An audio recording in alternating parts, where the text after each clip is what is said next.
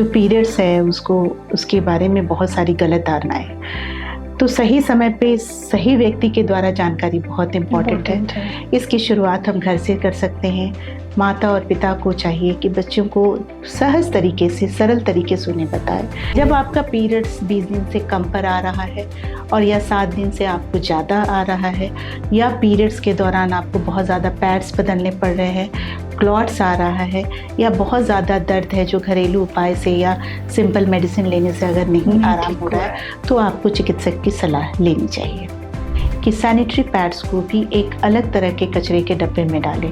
उसके लिए लाल रंग का डस्टबिन डिजिग्नेट किया गया है।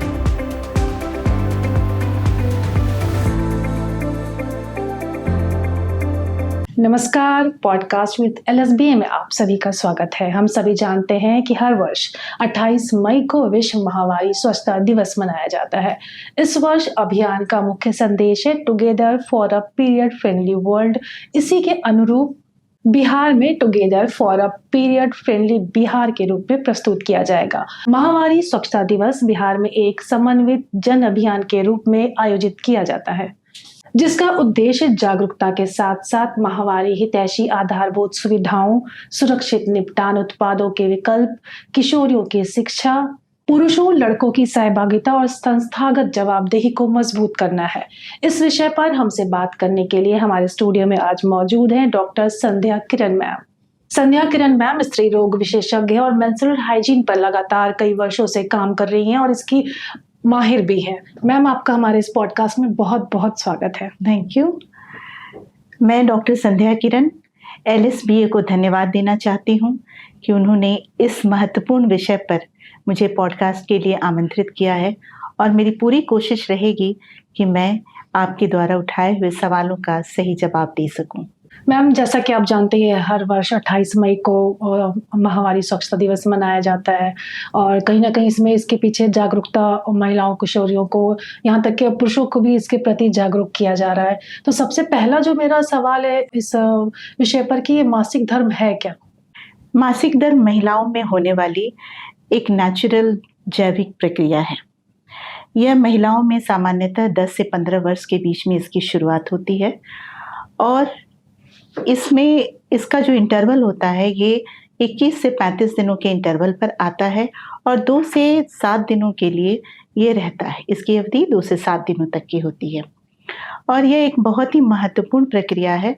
अगर किसी बच्ची को अगर मासिक धर्म आता है तो ये बहुत खुशी की बात है कि यह बताता है कि उनका जो रिप्रोडक्टिव सिस्टम है, जो प्रजनन तंत्र है, वो बिल्कुल नॉर्मल है। और इसके दौरान गर्भाशय से हर महीने रक्त और टिश्यू के मिश्रण का स्राव होता है, और वो हर महीने हमारे वजाइना से बाहर निकलता है, और ये बिल्कुल नेचुरल प्रोसेस है।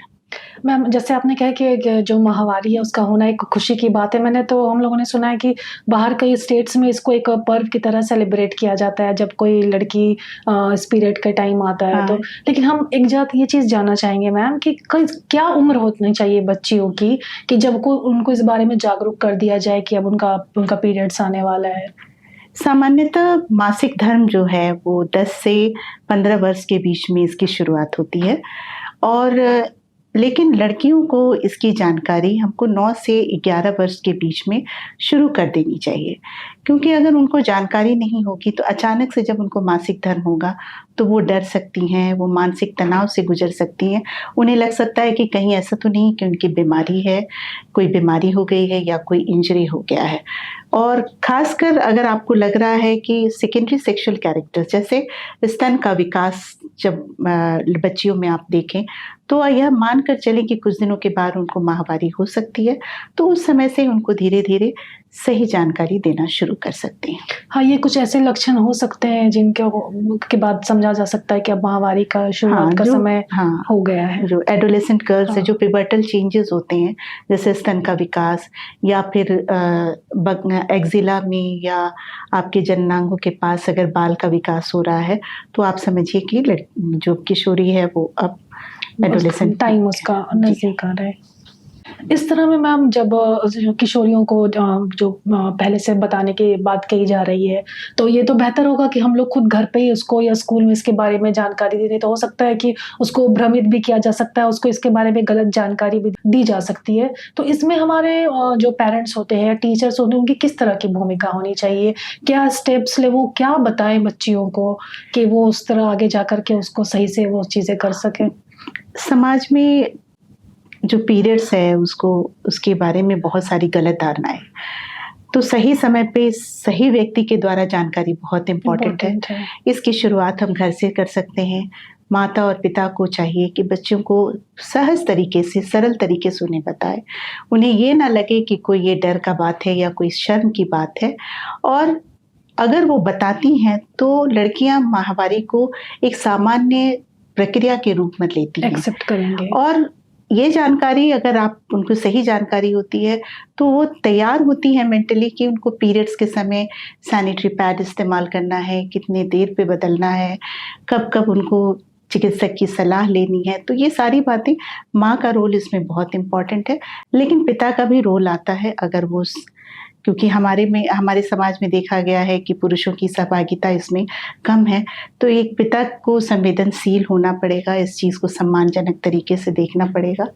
और अगर स्कूल की बात करें तो शिक्षकों का बहुत बड़ा रोल है, क्योंकि वो साइंटिफिक तरीके से उनको एक्सप्लेन कर सकते हैं कि ये बिल्कुल नेचुरल प्रोसेस है, बायोलॉजिकल प्रोसेस है और इसके बारे में जो धारणाएँ हैं, उसको वो कम कर सकते हैं और उन्हें प्रश्न पूछने के लिए प्रोत्साहित कर सकते हैं। तो जो अगर ख़ासकर महिला शिक्षक हैं, तो वो बहुत ही उनके लिए सही मार्गदर्शक का काम कर सकती हैं। मैम लगातार हम लोग मेंस्ट्रुअल हाइजीन की बात करें, माहवारी के दिन स्वच्छता के पैमानों पर खरा उतरने की बात करते हैं, तो क्या होते हैं स्वच्छता के पैमाने? इस दौरान किस तरह के आपको हाइजीन का ख़्याल रखना चाहिए? स्वच्छता मासिक धर्म के दौरान स्वच्छता की बहुत ज़्यादा आवश्यकता है, क्योंकि अगर हम उस समय स्वच्छता नहीं बरतते हैं, तो हमें कई तरह के संक्रमण हो सकते हैं, इन्फेक्शंस हो सकता है। जैसे जननांगों का इन्फेक्शन हो सकता है, जो आपके यूरिनरी ट्रैक्ट हैं उसके इन्फेक्शन हो सकते हैं, आपको फाउल स्मेलिंग डिस्चार्ज हो सकता है, इचिंग हो सकती है प्राइवेट पार्ट्स में या फिर रैशेज़ हो सकते हैं। और अगर बहुत लंबे समय तक इसकी अगर परेशानी रही, तो बाद में आपको रिप्रोडक्शन से रिलेटेड भी कुछ परेशानियाँ हो सकती है फ्यूचर में। तो हमें ये बिल्कुल ध्यान रखना पड़ेगा कि स्वच्छता माहवारी के समय बहुत ही इम्पोर्टेंट है। मैम कितने पीरियड को, कितने ड्यूरेशंस को, डेज़ के जैसे 7 दिन, 5 दिन, किसको एक बेस्ट पीरियड टाइम माना जाता है? और अगर उस पीरियड टाइम से एक्सीड कर जाता है, तो ये क्या किसी बीमारी का लक्षण हो सकता है या संकेत हो सकता है? और किस टाइम पे हमें डॉक्टर को संपर्क करना चाहिए? जब आपका पीरियड्स 20 दिन से कम पर आ रहा है और या 7 दिन से आपको ज़्यादा आ रहा है या पीरियड्स के दौरान आपको बहुत ज़्यादा पैड्स बदलने पड़ रहे हैं, क्लॉट्स आ रहा है या बहुत ज़्यादा दर्द है जो घरेलू उपाय से या सिंपल मेडिसिन लेने से अगर नहीं आराम हो रहा है, तो आपको चिकित्सक की सलाह लेनी चाहिए। बहुत सी महिलाओं को मैम पीरियड्स के दौरान बहुत तकलीफ का सामना करना पड़ता है, तो क्या घरेलू कुछ ऐसे उपाय हो सकते हैं या कोई एक लाइट सी मेडिसिन हो सकती है जिनका वो उपयोग कर सकती हैं? पीरियड्स के दौरान जो दर्द है वो काफ़ी कॉमन है और ये जो इस कारण देखा गया है कि लड़कियां स्कूल नहीं जा पाती हैं, महिलाएं अपने कार्यस्थल पे काम नहीं कर पाती हैं, उनकी अनुपस्थिति काफ़ी बढ़ जाती है। पीरियड्स में दर्द होना, थोड़ा बहुत दर्द होना तो नॉर्मल है। आपको चाहिए कि आप अपने पौष्टिक आहार लें, अपने खाने में संतुलित खाना रखें। आप हरी सब्जी, फल, दूध, दही ये सब पर्याप्त मात्रा में लें। पानी की मात्रा पर्याप्त रखें और अगर हो सके तो आप थोड़ा आराम भी कर सकती हैं। और ऐसा देखा गया है कि हॉट वाटर बैग अगर आप इस्तेमाल बॉटल में गर्म पानी रखकर अगर आप जहाँ पे दर्द हो रहा है वहाँ रखती हैं तो काफ़ी आराम होता है। इसके बावजूद भी अगर आपको लगता है कि कोई तकलीफ़ है, दर्द नहीं आराम हो रहा है, तो चिकित्सक से सलाह लेकर के मेडिसिन भी लिया जा सकता है। इस दौरान अगर हम हल्के-फुल्के एक्सरसाइज करें, जैसे योगा, तो हमें दर्द से काफ़ी आराम हो सकता है। मैम माहवारी को लेके बहुत से टैबूज़ हैं। ऐसा ना करें, वैसा ना करें, अचार ना छुएँ, मंदिर ना जाएँ, पूजा स्थल पे नहीं जाएँ, बहुत सारी चीज़ें कही जाती हैं। और इसमें एक ये भी अक्सर बात सामने आती है कि नहाना नहीं चाहिए पीरियड्स के दौरान, तो कितना सही है ये? ये सारी बातें बिल्कुल गलत हैं। नहाना नहीं, नहाना चाहिए। इनफैक्ट आपको स्वच्छता पे बहुत ध्यान देना है। रोज़ कम से कम 1 बार आपको नहाना है। आप बाल भी धो सकती हैं और जो सारे जो कार्य हैं जिनके लिए आपको मना किया जाता है, नॉर्मल जैसे चीज़ें। आप खेलना मना है, आप खेल सकती हैं, रसोई में जाना मना है, आपको पूजा स्थल पे जाना मना है। तो ऐसी ये सारी हमारी बहुत गलत धारणाएँ सदियों से हमारे समाज में व्याप्त हैं और अगर आप देखें तो स्वच्छता की इतनी ज़रूरत है कि हम लोग बच्चियों को ये बताते हैं कि आप अपने जननांगों को कम से कम दिन में 2 बार धोएँ और स्वच्छ पानी से धोएँ, किसी भी साबुन या केमिकल्स का इस्तेमाल ना करें और जो धोने का तरीका है, जो जननांगों का साफ़ करने का जो तरीका है, वो आगे से पीछे की तरफ होना चाहिए। क्योंकि पीछे जो हमारा एनस है, उसके थ्रू बैक्टीरिया हमारे वजाइना में भी जा सकता है और इन्फेक्शन कर सकता है।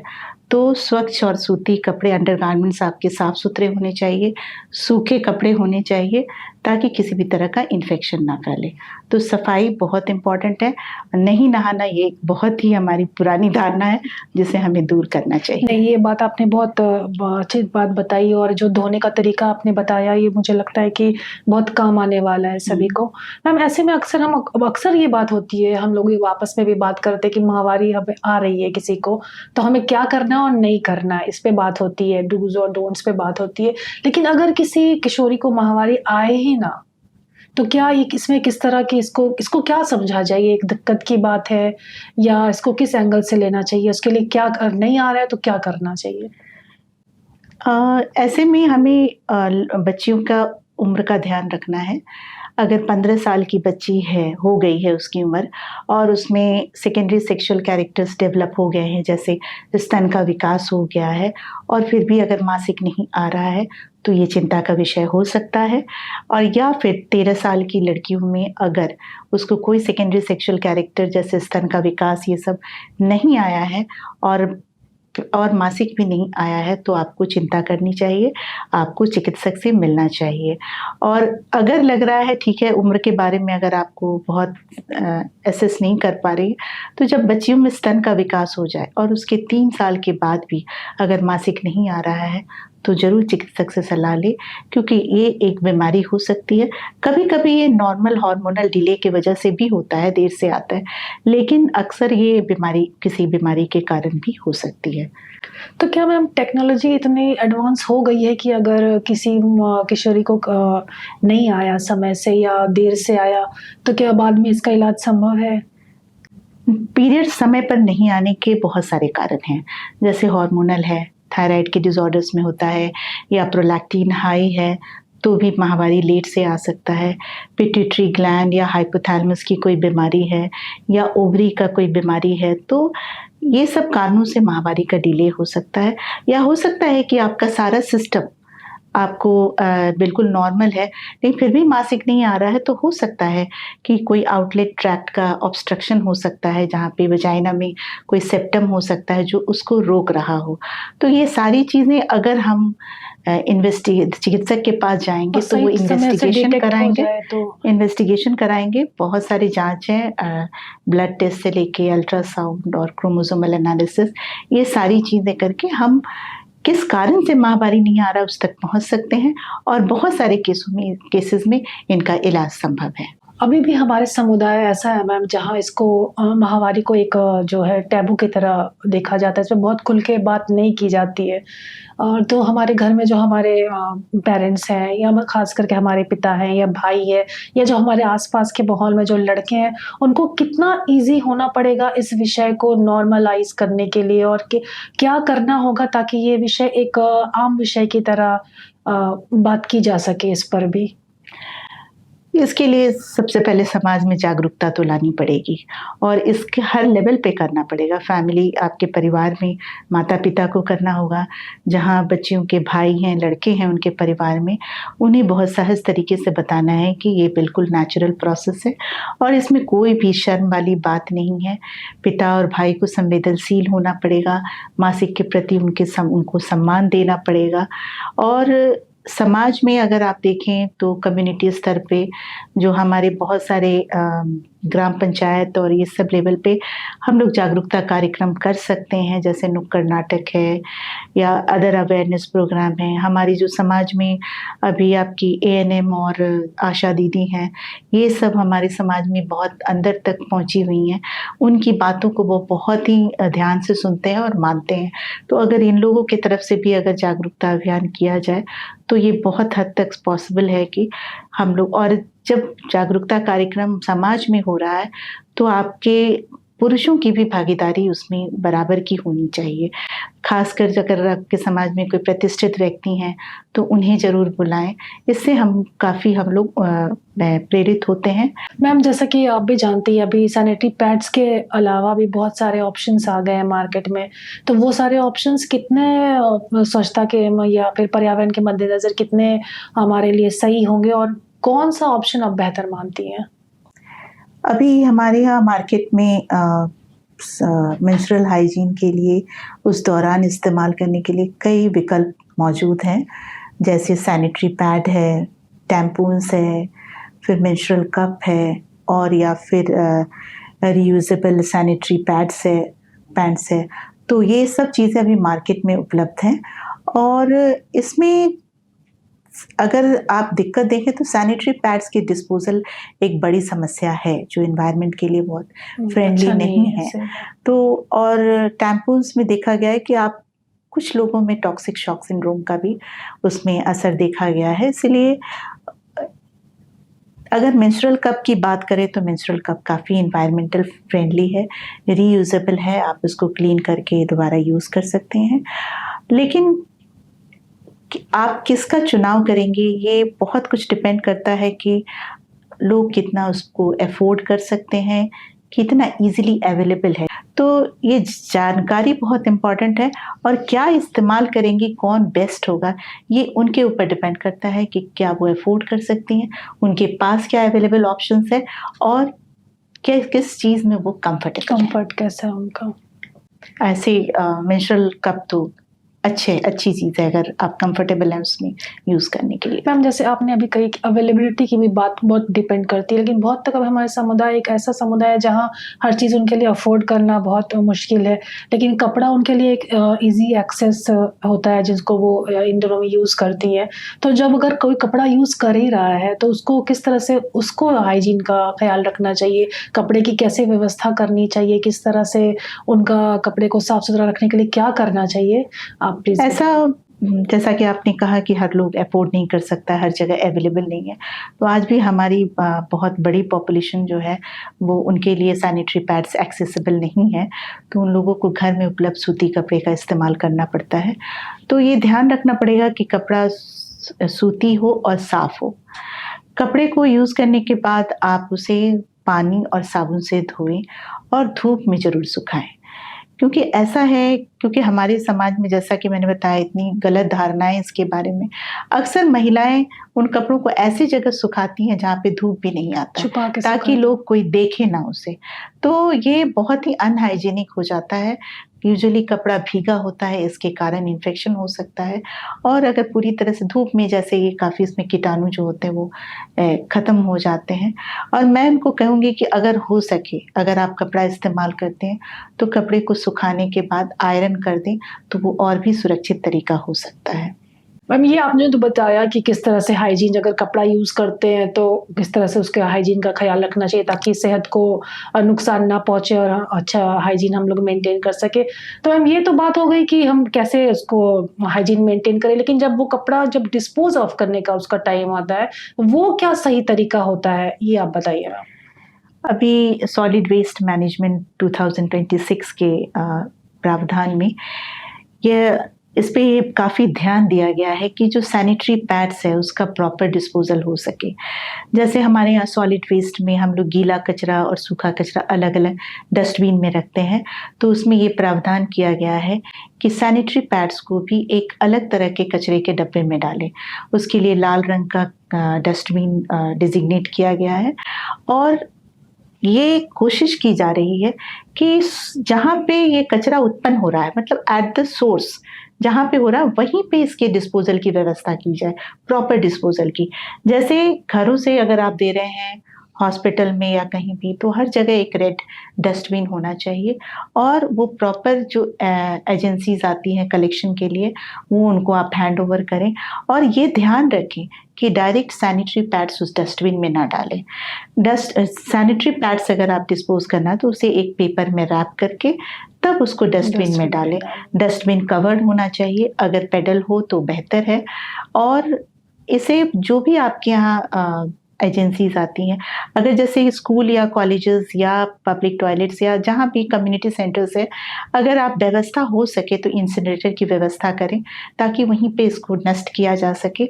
और अगर इस तरह की सुविधा आपके आसपास नहीं है तो जो एजेंसीज होती हैं जो वेस्ट डिस्पोजल के लिए, उनसे आप अपना टाई अप करें ताकि इसका प्रॉपर डिस्पोजल हो सके।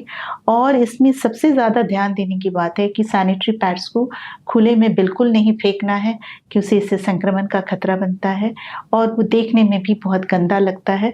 और आपको खासकर ड्रेनेज नालियों में इसको नहीं डालना है और ये बिल्कुल ध्यान रखना है कि टॉयलेट में इसको फ्लश नहीं करना है क्योंकि ये नालियों को ब्लॉक कर सकते हैं और एक प्रॉब्लम क्रिएट कर सकते हैं। और कोशिश करने, खासकर सफाई कर्मियों पे भी ध्यान दिया गया है कि उनको ग्लव्स और मास्क प्रोवाइड किया जाए ताकि जब वो सैनिटरी वेस्ट का जब वो डिस्पोजल करें तो वो इन्फेक्शन से बचे रहें। तो ये सारे प्रावधान हैं उसमें। संध्या मैम, आपने बहुत सारी जानकारी आपसे हम लोगों ने ली और अब सब चीज़ों का आपने बहुत ही सही से और बहुत सटीक उत्तर दिया ताकि लोग, और आसान खास करके लफ्ज़ों में दिया जो सबको समझ में आ सके। लास्ट में मैम आपसे ये सवाल करना चाहूँगी कि अभी इस बार जो 28 मई महामारी स्वच्छता दिवस जो है उसकी थीम है together for a period friendly world. तो हमारे समाज में एक पीरियड फ्रेंडली वर्ल्ड के निर्माण के लिए हमें क्या-क्या कदम उठाने चाहिए ताकि एक सामान्य समाज महामारी स्वच्छता के लिए बन सके? आज जो ये आप प्रोग्राम कर रही हैं, ये जागरूकता कार्यक्रम, इस तरह के कार्यक्रम होने चाहिए। इस पे चर्चा आम होनी चाहिए। किसी को भी इस विषय पर बात करने में झिझक नहीं महसूस होनी चाहिए। महिलाओं में हर महीने उन्हें मासिक हो रहा है और वो अपने जीवन का 4 से 5 साल मासिक में बिता रही हैं। तो हमें ये ध्यान देना पड़ेगा कि महिलाएं जहाँ जा रही हैं, उनके जो एक जो नॉर्मल प्रक्रिया है, उसके लिए हम क्या-क्या सुविधाएं दे रहे हैं। हमारी लड़कियां स्कूल जाती हैं, कॉलेज जाती हैं, हॉस्टल्स में रहती हैं, हॉस्पिटल जाते हैं, पब्लिक टॉयलेट यूज़ करते हैं। तो क्या हम यहाँ उनको बेसिक सुविधाएं दे रहे हैं? तो ये पीरियड फ्रेंडली तभी हो पाएगा जहाँ हर जगह जैसे स्वच्छ एक टॉयलेट उनको देना पड़ेगा, जहाँ पे पानी की सुविधा हो, सोप एंड वाटर की सुविधा हो, सैनिटरी पैड्स अवेलेबल होने चाहिए। अगर आप फ्री नहीं दे सकते हैं तो low cost sanitary pads available करवाइए। वहाँ पर प्रॉपर डस्टबिन की सुविधा होनी चाहिए, पेपर की सुविधा होनी चाहिए ताकि वो उसमें रैप करके प्रॉपर डिस्पोजल कर सकें। और अगर हो सके तो लोकल इंसिनरेटर की व्यवस्था करें ताकि उसको वहीं पर नष्ट किया जा सके। और अगर इस तरह की सुविधा नहीं है तो जो एजेंसीज़ हैं जिनसे आप टाई अप कर सकते हैं, उनसे डिस्पोजल के लिए आप कर सकते हैं। और रह गई बात कि फ्रेंडली होना, फ्रेंडली हम तभी होंगे जब इसमें महिलाओं और पुरुषों की बराबर की सहभागिता होगी और इसकी शुरुआत हमें घर से करनी पड़ेगी। पिता और भाई को काफ़ी इसमें संवेदनशील होना पड़ेगा, इनको सम्मान की नज़रों से देखना पड़ेगा। और जब कई परिवार मिलकर समाज बनता है, अगर एक परिवार में हम एक पुरुष को शिक्षित कर पाएंगे तो वो अपने, जैसे हम लोग अपने वर्किंग प्लेस पर जाते हैं तो हमारे कई पुरुष कलीग्स के बीच में हम लोग काम करते हैं।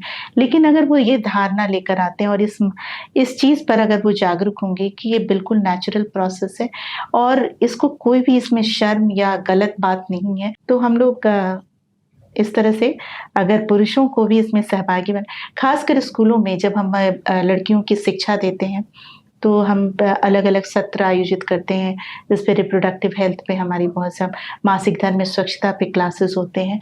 तो उस समय हमारे लड़कियों को सिर्फ शिक्षा ना दें, लड़कों को भी उसमें सहभागी बनाएं। तो इस तरह से वो बहुत शुरू से ही जान पाएंगे कि ये बायोलॉजिकल प्रोसेस है जो कि बिल्कुल नॉर्मल है, तो उसे एक अपमानजनक नज़र से नहीं देख पाएंगे। तो ये बहुत ज़रूरी है। मैम, हमारे इस पॉडकास्ट में आने के लिए, हम अपना इतना कीमती समय निकालने के लिए आपका बहुत बहुत धन्यवाद। मैं LSBA को भी धन्यवाद देती हूँ और मैं ये कहना चाहती हूँ कि पीरियड फ्रेंडली वर्ल्ड के लिए जो जागरूकता है सिर्फ लड़कियों के लिए ही नहीं, लड़कों और पुरुषों के लिए भी उतनी ही आवश्यक है। धन्यवाद।